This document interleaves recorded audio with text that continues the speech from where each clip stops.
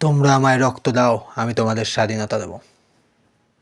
জয় হিন্দ, বন্দে মাতার, of happy Republic day. প্রজাতন্ত্র দিবসে প্রায় জিজ্ঞাসা করা হয় যে প্রশ্নগুলো: এক, কেন আমরা প্রজাতন্ত্র দিবস উদযাপন করি? আমরা প্রজাতন্ত্র দিবস উদযাপন করি সেদিন ভারতের সংবিধান কার্যকর হয়েছিল। আমাকে হয়তো ক্লাস 6-এ বা 5-এ যখন পড়তাম তখন দীপুদা আমাদের পাড়ার হঠাৎ এসে জিজ্ঞেস করেছিল আজকে রিপাবলিক ডে। না হ্যাঁ। আজকে কী বলতো? আমি রিপাবলিক ডে মানে প্রজাতন্ত্র দিবস, তাই তো? না হ্যাঁ। বলতো আজকে ভারতের সংবিধান কত সালে সংগঠিত হয়? তো আমি অবাক হয়ে গেছিলাম। সেদিনকে আমি উত্তরটা সেভাবে দিতে পারিনি, থতমত খেয়ে গেছিলাম। বাট প্রত্যেকের জানা দরকার, সরকারি ভারতীয় সংবিধানে 26শে জানুয়ারি 1950-এ দেশে উপস্থিত হয়েছিল। মানে 26শে জানুয়ারি 1950 সালে ভারতে সংবিধান তৈরি হয়েছিল। চলুন এবারে জেনে নিই প্রজাতন্ত্র দিবস আমরা কেন পালন করি। প্রজাতন্ত্র দিবস পালন করা হয় কারণ 1950 সালে 26শে জানুয়ারি ভারতের সংবিধান কার্যকর হয়। এই দিনে ভারত ব্রিটিশ রাজত্ব থেকে গণতান্ত্রিক প্রজাতন্ত্রে পরিণত হয়। প্রজাতন্ত্রের বিশেষ গুরুত্বের কথা তখনই জানব। আগে জেনে নিই একটা ব্যক্তিগত কথা। আজকে যারা পতাকা তুলছেন, পতাকা মানে আমাদের ভারত মাতা, মানে আমাদের মায়ের সমান।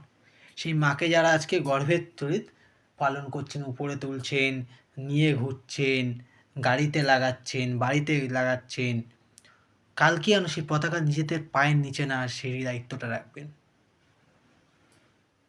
যদি নিচে পতাকা ছিঁড়ে পড়েও যায় সেই পতাকাটাকে তুলে রাখবেন, ভালোবাসবেন। চলুন বেশি কথা না বাড়িয়ে বলে ফেলি আজকের কথা। প্রজাতন্ত্র দিবস ভারতে বার্ষিক 26শে জানুয়ারি প্রজাতন্ত্র দিবস অনেক গর্বের সাথে উদযাপন করা হয়। এটি এমন একটি দিন যা প্রতিটি ভারতীয় নাগরিকের কাছে গুরুত্বপূর্ণ। একটি সেই দিনটিকে চিহ্নিত করে যখন ভারত সত্যিকারের স্বাধীন হয়েছিল এবং গণতন্ত্র গ্রহণ করেছিল। অন্য কথায় এটি সেই দিনটি উদযাপন করে যেদিন আমাদের সংবিধান কার্যকর হয়েছিল। 26শে জানুয়ারি 1950-এর স্বাধীনতা পরবর্তী প্রায় 3 বছর আমরা একটি সার্বভৌমিক ধর্মনিরপেক্ষ সমাজতান্ত্রিক গণতন্ত্র প্রজাতন্ত্রে পরিণত হই।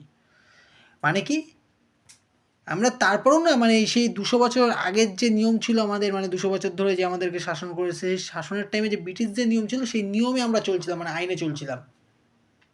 তো নতুন আইন, আমাদের ভারতের নতুন আইন আনতে হবে না? সেই আইনই আজকের দিনে 26শে জানুয়ারি আনা হয়েছিল। গণতন্ত্র দিবসের ইতিহাস: 1947 সালে 15ই আগস্ট আমরা ব্রিটিশ শাসন থেকে স্বাধীনতা লাভ করলেও আমাদের দেশে এখনও একটি সুনির্দিষ্ট সংবিধানের অভাব ছিল। তদুপরি ভারতে কোনো বিশেষজ্ঞ রাজনৈতিক ক্ষমতা ছিল না যা রাষ্ট্রীয় কার্যাবলী সুনির্দিষ্টভাবে পরিচালনা করতে সাহায্য করবে। তখন পর্যন্ত 1935 সালে ভারত সরকার আইনটি মূলত শাসন করার জন্য সংশোধন করা হয়েছিল, তবে সেই আইনটি উপনিবেশনের শাসনের দিকে বেশি ঝুঁকছিল। এতবার একটি একচেটিয়া সংবিধান গঠনের একান্ত প্রয়োজন ছিল যা ভারতের সমস্ত কিছুই প্রতিফলিত ঘটবে। মানে এটা তো চলে না 200 বছর ধরে যারা আমাদেরকে শাসন করেছে তাদের নিয়ম আইন লেখা ছিল, আমাদের নির্দিষ্ট কোনো আইন ছিল না। তো আমাদের ভারত আর কোনো নেতা মন্ত্রী কেউ ছিল না যে আমাদের ভারতটাকে চালাবে। স্বাধীন হয়ে গেছি আমরা, কিন্তু স্বাধীনতার বাগই তো ছিল না। মানে 23শে জানুয়ারি যে জন্মেছিল, তাই না? সে ছেলেই কোনো নেতা মন্ত্রী নেতা কে কীভাবে কী চালাবে, আমাদের দেশের কোনো আইন ছিল না তখন। এইভাবে ডক্টর বি.আর. আম্বেদকর 28শে আগস্ট 1947 সালে একটি সাংবিধানিক খসড়া কমিটির নেতৃত্ব দেন। খসড়া তৈরির পর একই কমিটি 4ই নভেম্বর 1947 তারিখে একটি গণপরিষদ পেশ করে।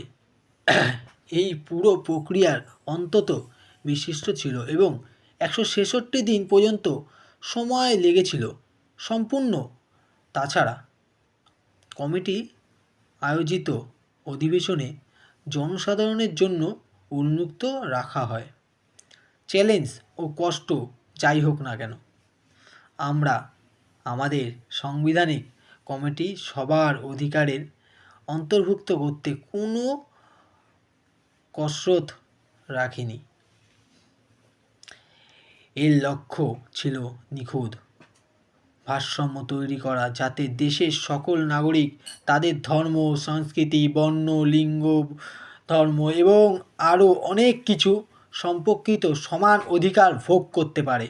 মানে আজকে আমরা সবাই যে স্বাধীন, নিজস্ব মনে এই যে কথাগুলো পেশ করছে, এগুলো পারতাম না যদি না এই আইন লেখাটা হতো।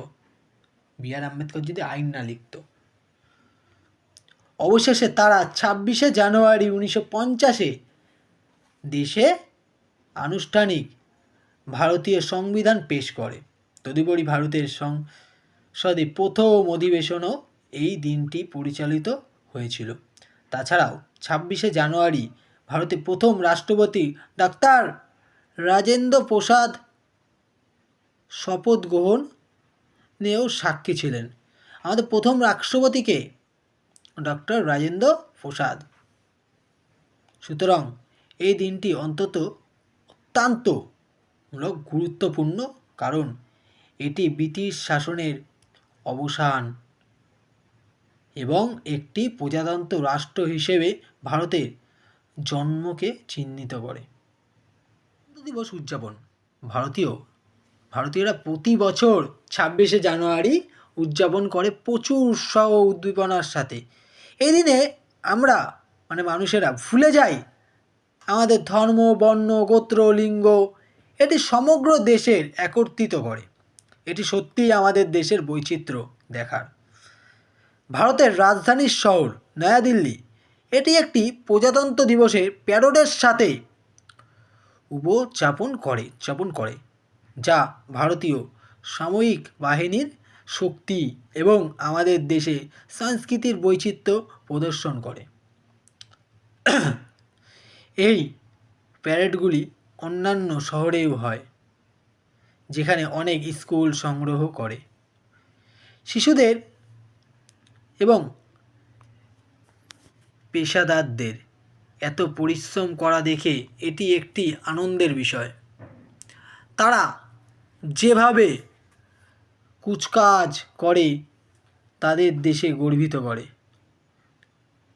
ঠিক আছে, বলতে প্যারোড করে, যে বিমান নিয়ে ঘোরে, আমাদের একটা স্বাধীন যে হয়েছে সেই আমাদের ইন্ডিয়ান আর্মির কী কী আছে সেই সম্বন্ধে সেগুলো জানায়। আমরাও এই দিনে জাতীয় পতাকা উত্তোলন করি, জয় হিন্দ বন্দে মাতারম, তাই না? দাঁড়ান শেষ হয়নি। নয়াদিল্লিতে ভারতের রাষ্ট্রপতি আমাদের জাতীয় পতাকা উত্তোলন করার পরে সাময়িক ব্যান্ড দ্বারা বাজনায় জাতীয় সঙ্গীত এর সাথে 21টি বন্দুকের স্যালুট একটি অনুসরণ করে। তারপরে কি করা হয়, তারপর হচ্ছে আমাদের জাতীয় সঙ্গীত গাওয়া হয় নয়াদিল্লিতে। জাতীয় সঙ্গীত গাওয়ার পরে কি করে, ফার্স্টে প্যারোড, তারপর জাতীয় সঙ্গীত গাইছে। জাতীয় সঙ্গীত গাওয়ার পরে তাদেরকে শ্রদ্ধা জানানো হয়, যারা মারা গিয়েছিল ওই দিনকে, শহীদ হয়েছিল, মারা যাওয়া না, শহীদ হয়েছিল আমাদের দেশের জন্য। তাই জন্য 21টি বন্দুকের সঙ্গে 21 বার গুলি করা হয় উপরে আকাশের দিকে, এবং তাদের জন্য, সেই বীরদের জন্য, শহীদদের জন্য আমরা মুক্তি কামনা করি। তারা যেন আমাদের সঙ্গে থাকে, আমরা যেন আরও শক্তিশালী হই। আরও স্কুলগুলিতে মার্চ পাস্ট এবং প্রত্যেক ছাত্রের জন্য উপস্থিত থাকা বাধ্যতামূলক। অনেক স্কুলে তারা এই দিনটি মিষ্টি বিতরণ করে।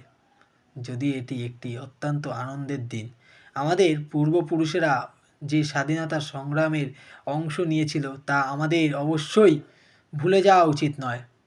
অধিকান্ত একটি স্বাধীন চেতনার উদযাপন করা এবং ভবিষ্যতে ভারতের আরও উচ্চতায় পৌঁছাতে সাহায্য করার জন্য এটি একটি গুরুত্বপূর্ণ দিন। আজকে যারা পতাকা তুলছেন, মনে রাখবেন এই পতাকাকে ভালোবাসবেন, নেক্সট দিন যাতে পতাকা পায়ের নিচে না পড়ে থাকে।